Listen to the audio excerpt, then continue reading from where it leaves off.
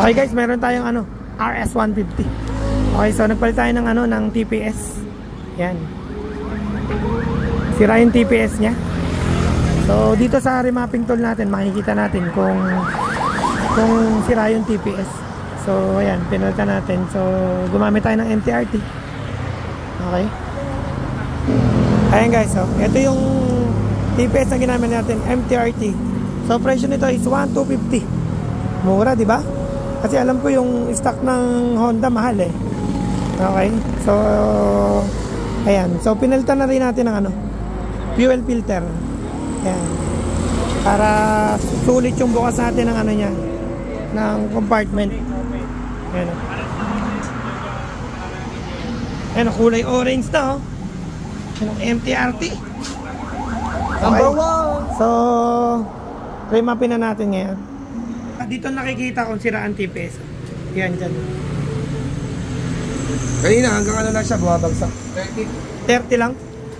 So Papa, hindi mo alam na sira yung TPS mo? Hindi. Wala lang takbo yung motor. Di ba? Oo, ganun yun eh. Para ramdaman mo sa takbo.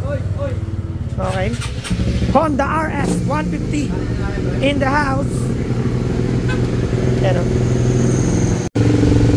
Taas ng minor oh. Nakapihit ng 0.5.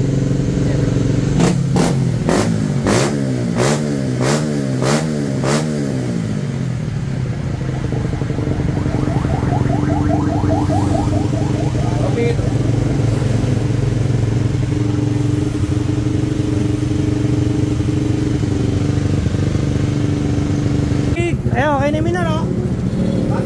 1.5. Okay, pwede na tayong mag-remap. Baka nga na matanda. RS150 from Angat, Bulacan. Okay. Go!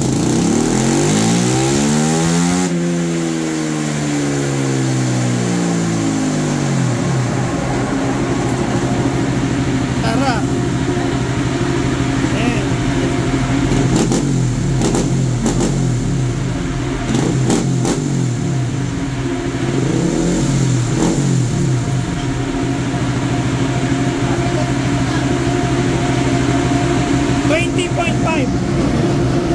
At 10,826 RPM. Tama?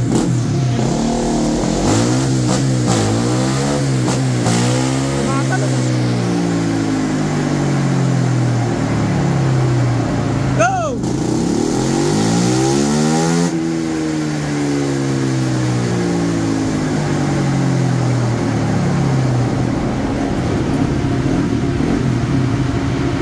.9 at 10,121 RPM. Tama.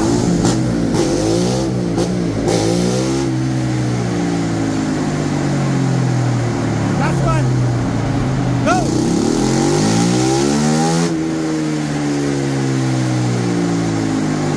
Bueno. From Angat, Bulacan. 20.3 at 8,444 RPM. Okay. Oo, may usok pa, no? Oo, nagamit ka kasi ng ano, naka-throttle body. Tapos, sira pa yung TPS. Sira yung TPS.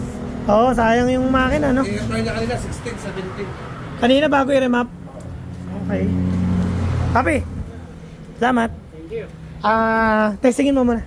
No, para... Tapos picture muna tayo. Abay, picture muna, picture muna. Papi, testing ha, testing. Ayun o, RS150 o.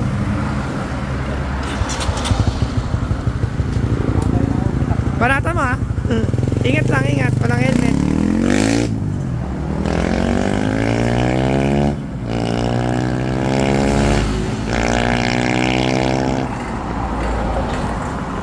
Papi, kamusta?